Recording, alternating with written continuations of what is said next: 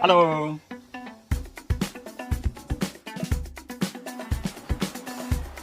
Hi, Rawdoth. Hi. Khalifa. Hello. Have a seat. Thank you. Hello and welcome to this episode of our program, The Hype, on the Beijing summit of the Forum on China-Africa Cooperation, the FOCAC. We have two special guests to share their stories about China and Africa. Rawdoth, say something to our audience. Hi, my name is Alazi Soumaila Rawdoth and my Chinese name is Mulan.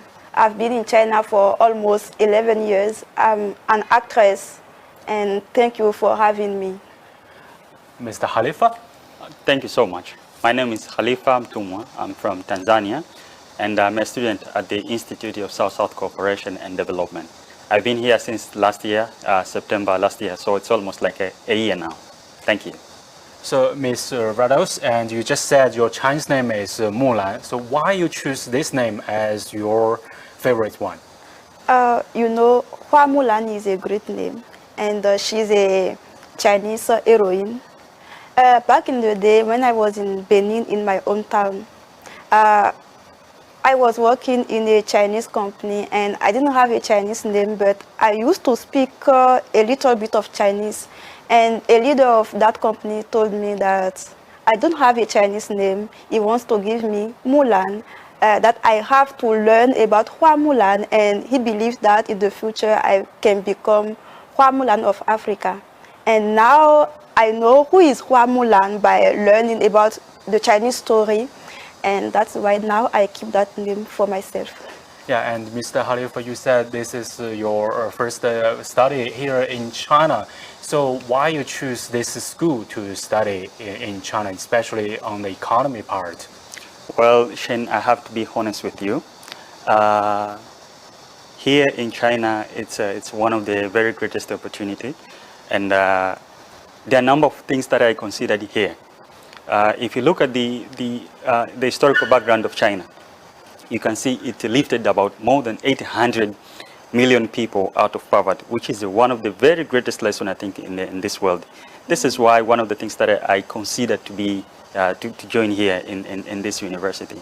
So it's one of the very greatest achievement, and in terms of development, I can say it really reshaped me to think of how development looks like.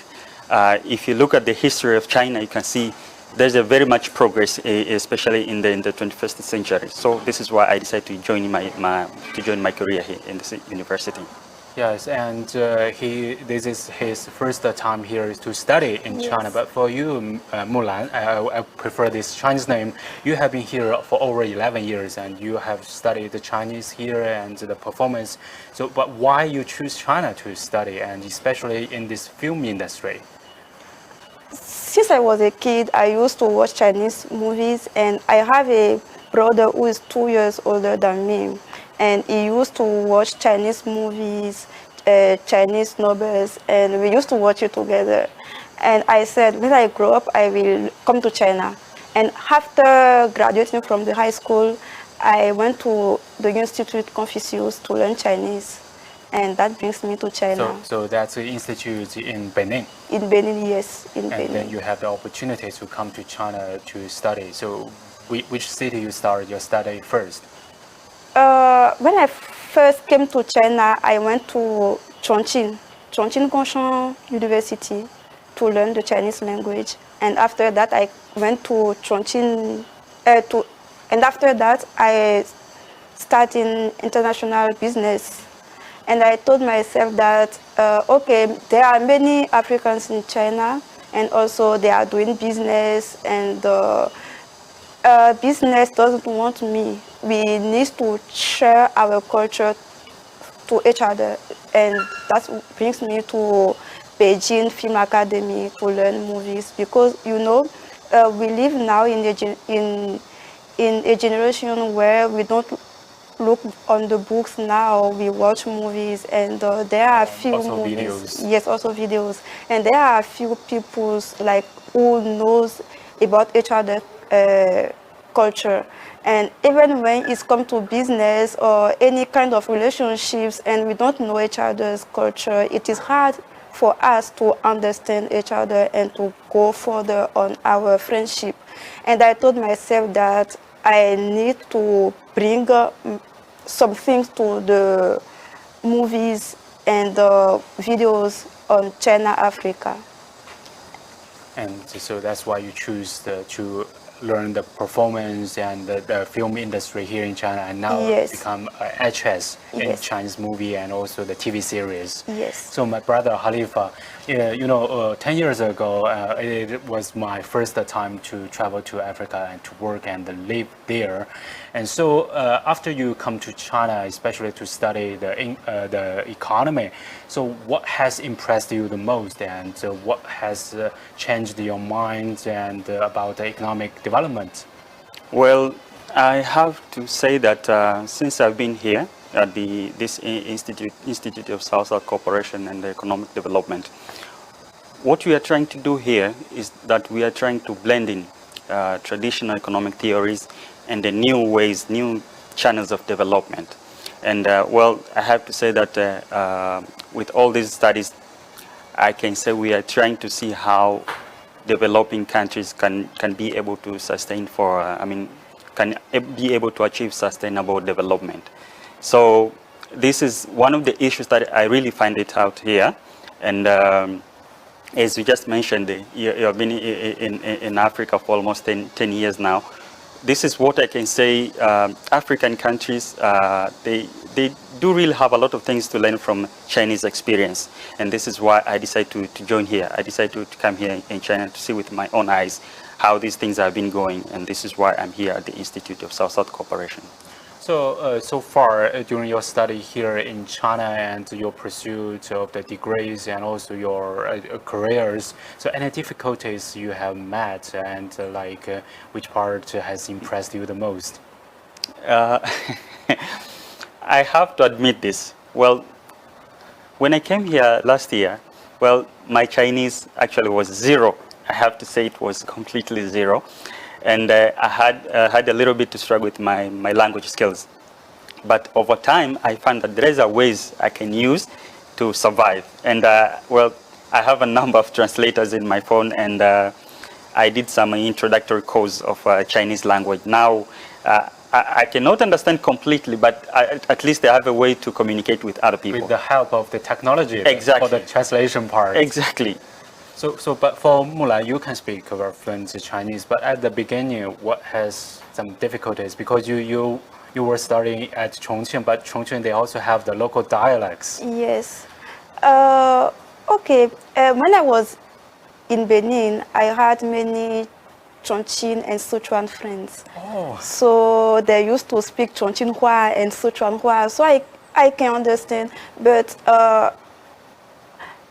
when I was in Chongqing, my department, I was the first foreigner, and I was the only foreigner.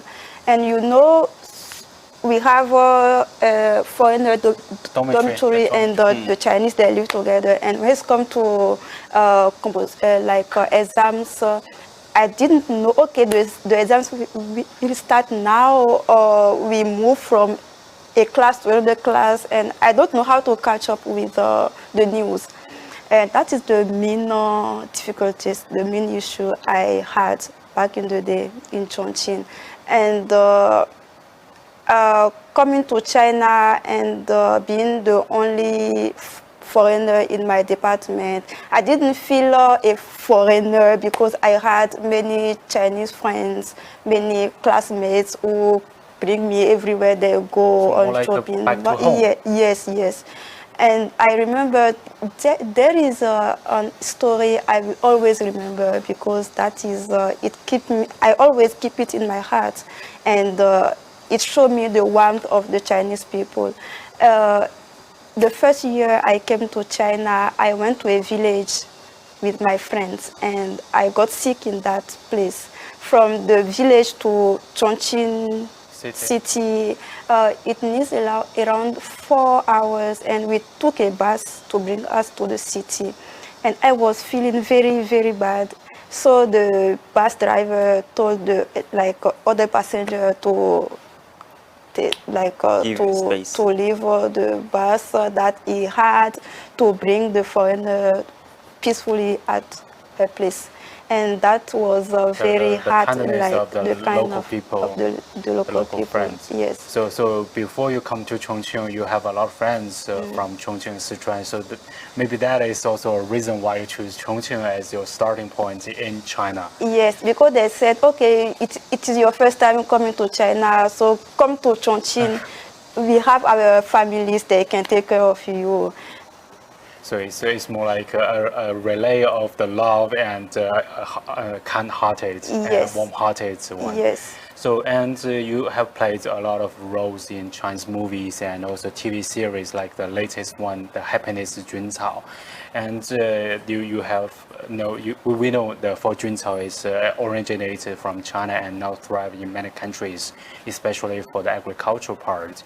And the country you come, Benin, is famous for pineapple and also for the cotton, the textile industry.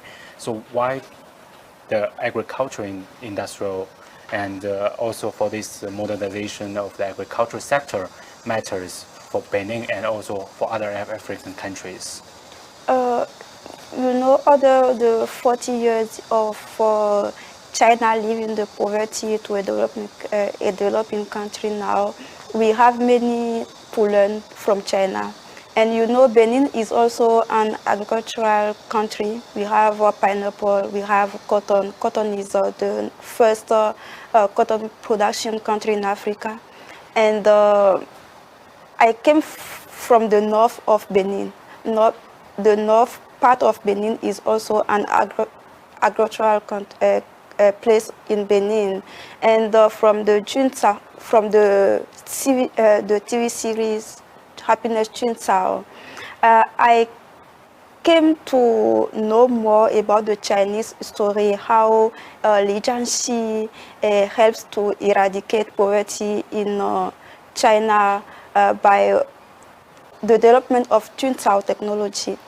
And I also met Li Domei, the daughter of the daughter of Li Jiangxi in Changsha last year, and she gave me many books on Juncao technology.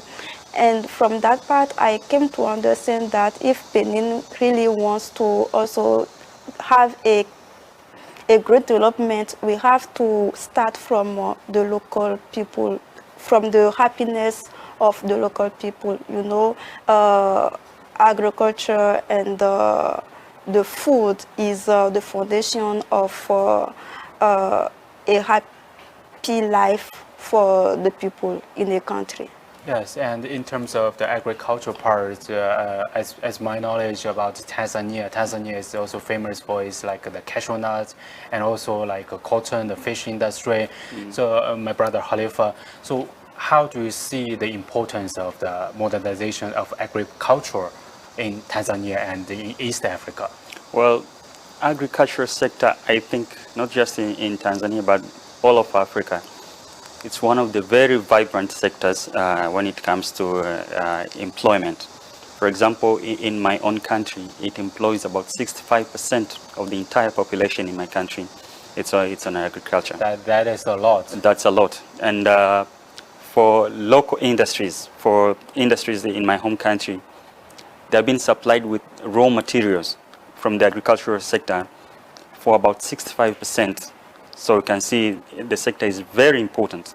Now, when it comes to GDP, it contributes about 26.5% to the gross domestic product. So when we are saying we are modernizing this sector, we are talking about adopting new farming techniques, new technologies, improving the infrastructure. And at the end of the day, what we are talking about is the increase in the production level, increase in agricultural produce. We are talking about post-harvest loss, which is quite dominant. It's a very big problem now in not just in Tanzania, in many of the African countries. So when we are modernizing this sector, we are improving the post-harvest loss. There is also issue of food insecurity, which is also very growing now in many of the sub-Saharan countries. So modernizing the agricultural sector we are talking about improving people's lives in Africa.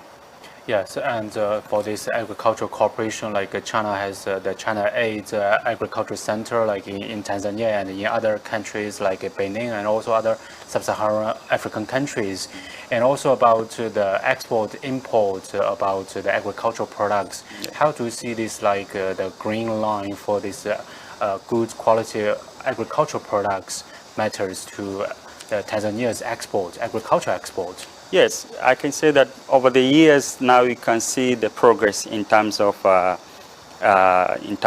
exports. Most of the like a cashew nut. Yeah, like cashew nut you just mentioned. It's one of the very important, especially in the southern part of Tanzania. Many of the people there they are growing cashew nuts, especially for exports. So with this kind of cooperation with China, there is very high level of exporting initiatives with the government of Tanzania, with the rest of the other countries. The level of export actually now is very high, which is, I can say, it's one of the very great source for employment, especially for the young generations in the coastal southern part of Tanzania. And you just mentioned for the agriculture modernization, infrastructure is a very important part. Yeah. And I know you have been working and living in the Dar es Salaam, the Gate port for Tanzania and also for the East Africa. So why this industrialization needs so much input of infrastructure, and why this infrastructure modernization also matters to the industrialization? Well, I can say when we are talking about modernizing the infrastructure sector, we are talking about improving the African economy's backbone. That's the backbone of African economies. We are talking about expanding the road networks, the railway systems, energy sector, ports development. All of these, they tend to facilitate smooth movement of goods and service from one point to another, people's movements also. Now, at the end of the day, is what we can say, now in an economic point of view, we can talk about increase in access, market accessibility, and increase in the level of job creation. What I can see, in modernizing this sector, actually it has the spiral effect. Actually, I can talk about multiplicative effect to other sectors. So it's one sector which is also has the very big important role in other sectors. Yes, and you talk about China-Africa cooperation, and we know the FOCAC, and this year, the Beijing summit will plant more platforms for the young generation like you and me to have the opportunity to pursue their dreams in China and in Africa. I know you are pursuing your careers here in China, and many Chinese young generations like me, they are pursuing, or they were pursuing, a lot of their dreams, their careers in Africa, and also doing the China-Africa, like the trades, like the cultural exchange. So anything you would like to share to those young generations, for example, for the African friends and also for our Chinese friends? So Mulan? Okay, thank you for asking this question, because I've been in China for almost 11 years. Yes. And One Road, One Belt also is almost 11 years. The first year I came to China was the beginning of One Road. Yes. And I'm thankful to be one of the young generation, because we can see the future for China-Africa by how the FOCAC is working to build that friendship now. And but there is an issue, because we don't know the culture of each other. Back in Africa, most of the African people, they don't know the Chinese, yes, too much of Chinese culture. They only watch the movies and the documentary about the old China. And also in China, when I tell my friends or the new people I meet in China, I'm from Benin, they say, where is Benin? So FOCAC, even for people in Africa, they yes, are the human like diversity. In East Africa, I say I'm from Benin. Where is Benin? West Africa. So if for young generation, most of us, we get interest on the FOCAC, we can know the story of Africa and the vision of China-Africa. I think not only African people can come to FOCAC, even the Chinese people also need to know more about FOCAC. So from that part, we can work together for the future of for China, Africa. Like through movies, like through TV series, so both sides Yes. can know each other from the videos, from the daily lives. Yes. Yes, so I know like there are a lot of TV series, they are very popular in Tanzania also. So any experience you would like to share to the young generations from both sides, from China and Africa? Well, before jumping to that, I can say we are here, me and my friend Mulan, and we are beneficiaries of this FOCAC. I can say I'm here in China now. I'm doing my PhD, and what I know is that there are more African students who are studying here in China. More than 50,000 African students are studying here, and that's just one aspect of education. There are so many ways that people can achieve this this collaboration between China and Africa. And also on the other side, I think young Chinese generation also, they have a lot of things to learn from African perspective. There are a lot of different platforms, business ventures that are happening, and market opportunities, investment projects. So all of these, it's one of the union that I can say Africa has a lot of things to do with China. China also have a lot of things to do with young generations from Africa. So it's a win-win situation for both parts. Yeah, follow-up question. I know there are a lot of Chinese students. They are also doing their studies in Africa, because when I was in Africa, I saw a lot of Chinese students. They are doing their master degree or even PhD degree, even PhD degrees in African universities, and to do the local studies and also about the language. So many people say that Africa should learn something from China about their modernization, about poverty alleviation. But I know Africa has a long history, and also about the diversity of the culture, and also about its people, about its landscapes, Language. So from your perspective, what can Chinese people learn from Africa, like their life of attitudes, and what about others? Khalifa? Well, I can say we do have a lot of things to learn from one another. And you mentioned the culture. I can say, have you ever traveled in a foreign country and find people speaking your language? It's always wonderful, right? Oh, that is a very interesting part. Exactly. Now, in Tanzania, we have this Swahili language. It's widely spoken in Tanzania and many of the East African countries. You can see people from Kenya, parts of Uganda, parts of Rwanda, Burundi, Congo, Zambia, Malawi, Mozambique, they are speaking Swahili. And now in this kind of interaction, some of the universities here in China also, they have been teaching the Swahili language. One university that I know it has the kind of engagement with the institutes, with the University of in Tanzania is the Beijing Foreign Studies University. Beijing Foreign Studies University. I think they have a special program for running the Swahili language. I think if not this year, the coming year. So it's very wonderful. And when we are saying about the Chinese culture in Africa, I know currently there are more than 60 Confucius centers in Africa. From Dar es Salaam. In Dar es Salaam, there is one Confucius Center at the University of Dar es Salaam where I did my master's and my undergrad. And Dodoma, the capital city, also there is a Confucius Center in Dodoma University. So it's kind of cultural exchange, the language, the people's lives, the food and everything, the festivals. We need to know each other's the way their tradition and then customs. So it's one of the very good engagement between Africa and China.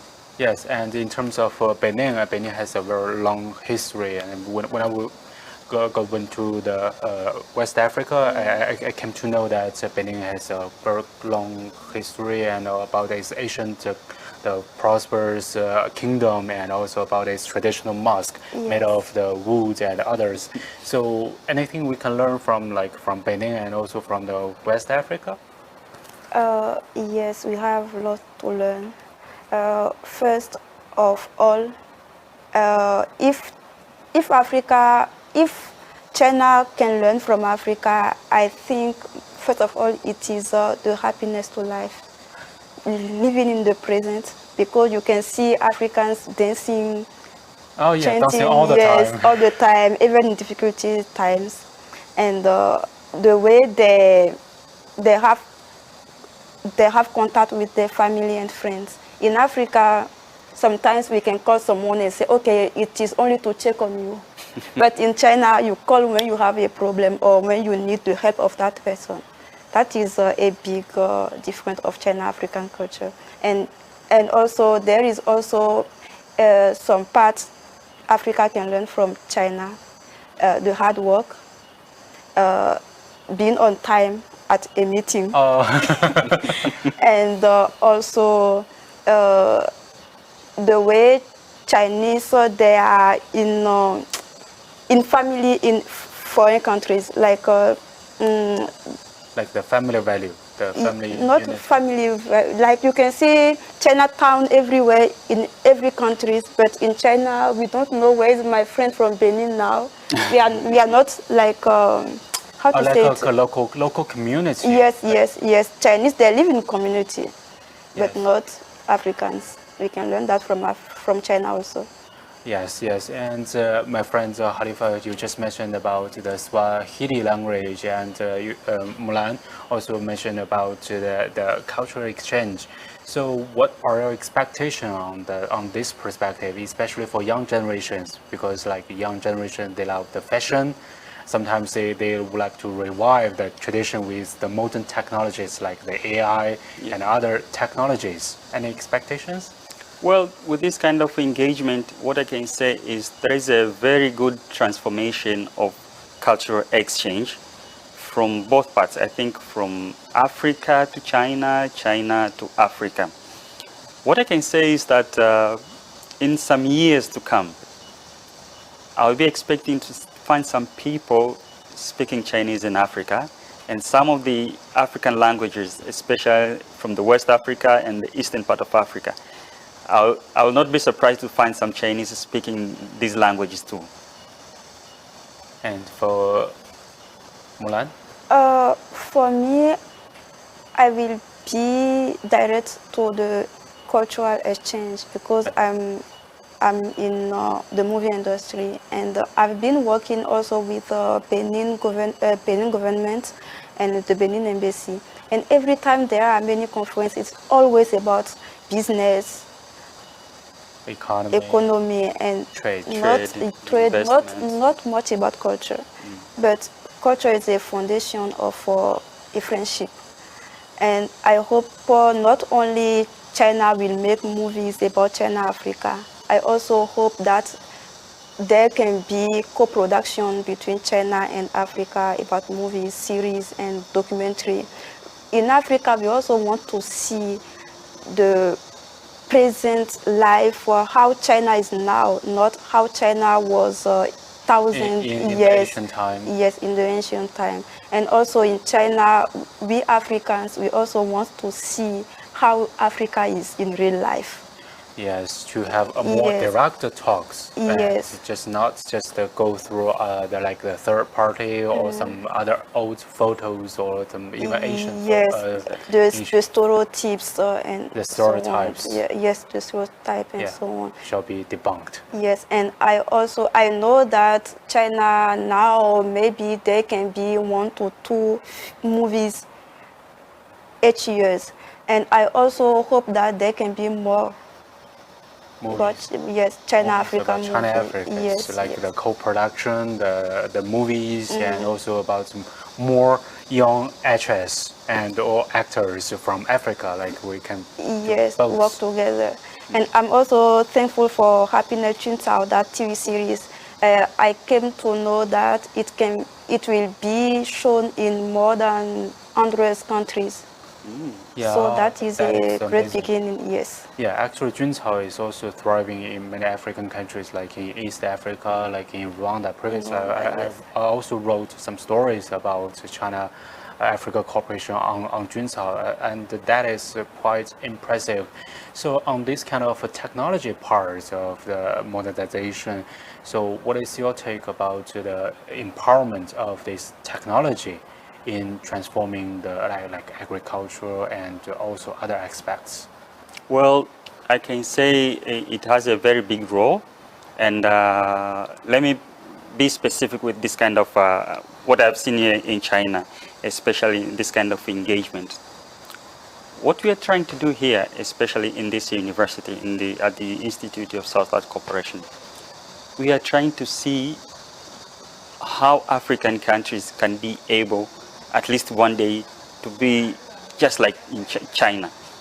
What we are trying to do there, what we are trying to do in this university, and I think it's one of the very greatest lessons for many of the African countries, and this is what I can say China did. It's this kind of theory that we have been practicing and seeing. African countries must be able to use effectively and efficiently the resources that they do have. This is, in economic terms, I can say this is a comparative advantage. African countries, we do have the young generation, which is striking everywhere. And the labor cost in Africa is lowest than any other continent in this world. So I think what we can do from the questions that you said, African countries must be able to use the young generation wisely and efficiently and effectively. That's where we can achieve our success. To transform this labor-intensive to a more advanced, brain-driven economy and more like the innovation part, especially to empower the young generations. Exactly. Like you guys to have to pursue your career. And actually, for quite a long time, we always say that China and Africa share the same history and like the colonial struggle and for the liberation, for the development, for the industrialization, the modernization, and everything. And also we share the same future.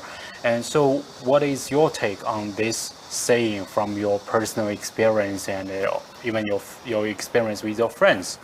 So I want to start from Mulan. Okay. I'm from Benin, and Benin is the first country to have a Confucius Institute in West Africa, and also the first country to have Chinese, the center of Chinese culture in the whole Africa, and also one of the first to have China and China-Africa friendship country. Yes, and so if we live in China-Africa now, if we live the friendship of China-Africa now, it is the hard work of our old generation. Now we are the new generation, and I hope that the new generation can also work as hard as our past leaders for the upcoming generation. And from that part, I also hope that every conference, every news, the real life of China, the real life of Africa, when Chinese go to Africa and when Africans come to China, we cherish the culture of the people of the ground we live in, and also we embrace their culture, we respect their culture, and we work together, no matter if it is in business, no matter if it is in any field, because China always say it is a win-win cooperation. I hope that we cherish the values for the coming generation. Yeah, it's more like a brotherhood and Yes. to inherit the tradition from our generations to generations. Yes. And, for the old generation, we are the future for them. Yes. But for us, the future generations, they will continue this Yes. friendship and this brotherhood. Yes. So Yeah. my brother Khalifa. Well, I can say China needs Africa and Africa needs China. I'm saying this because if you look at the trend in many of the international arenas, African countries, they've been voting for China in many occasions. I can say in many scenarios. You can look even in the United Nations Security Council, the Human Rights Council. African countries have been voting for China, and that's just one part. We can talk about trade. There's a very growing trade trend between Africa and China, we can say about infrastructure, the BRI, which is doing very wonderful now in Africa. So there is kind of mutual dependence of Africa and China. And now there is this BRI, it switched a little bit. It has a small and beautiful platform, which I think it started last year, I think. And I'm very impressive. I want to see how it's going to work out in Africa. How is one of the small but beautiful projects. So yeah. Yes. So China needs Africa, and Africa needs China, as my friends Khalifa and also Mulan said. So as the Beijing summit of the FOCAC is about to begin, so China and Africa will considering how to push the modernization together and how to engage more together. And for the young generations like you and me, will engage more in this great trend to boost China-Africa cooperation, and this cooperation will generate a lot of opportunities for all of us. With this end of our program, and thank you for watching. Goodbye. Bye. Bye.